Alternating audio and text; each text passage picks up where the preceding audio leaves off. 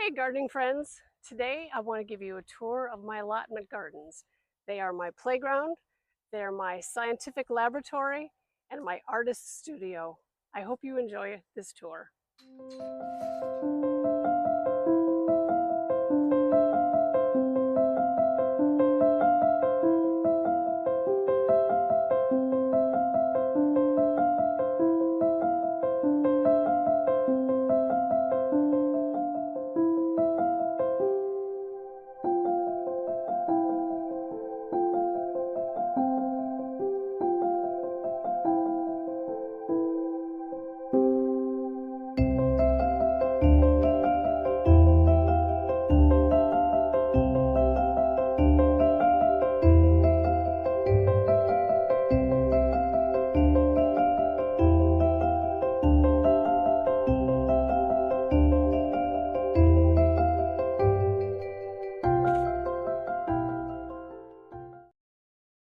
When we moved into our house over 35 years ago, it was a typical suburban backyard. It had a lot of space, very small trees around it, and through the years we've done a lot of landscaping projects, and our neighbors' trees have grown taller and taller, shading out any really sunny areas that I had.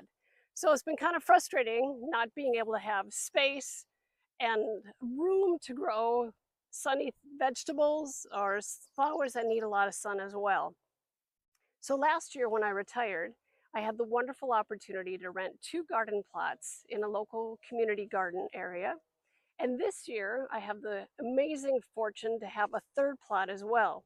So today I'm going to give you a little bit of a tour to show you the area that I call my playground, my lab where I try crazy new things, and also a chance, the place where I can be artistic and try some different growing methods.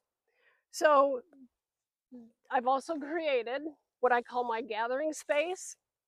This year I put in a pergola. I've got a couple of chairs that I found during COVID that people were just throwing away so that I have a place to sit and I can invite others to come and sit with me in the garden.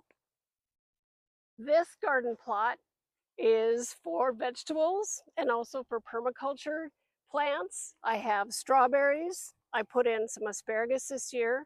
I'm excited about my honeyberries, which will grow and produce fruit in a couple of years. So this garden bed is primarily for vegetables, and I've already planted some cold weather crops. You can see I've already got spinach coming up, which is kind of sweet to see that already. And then I do have kale, which was planted last year, which is overwintered and continued to grow during the colder months.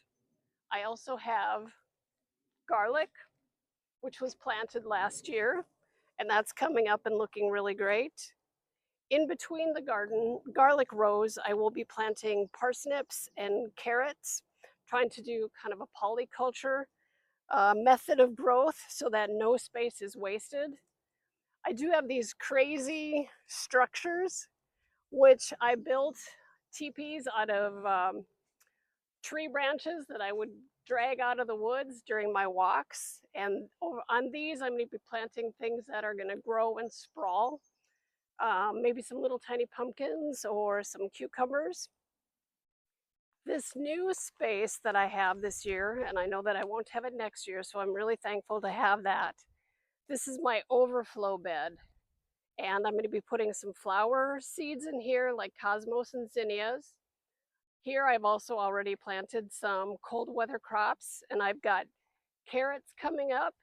With the carrots, I mixed carrot seed and nigella seed, so I'm actually going to have flowers in amongst the carrots as they come up. I've got watermelon radishes in this row, and then I did purchase some small plants or starts of kohlrabi, some cabbage, there's bok choy, leeks, and some sorrel in here.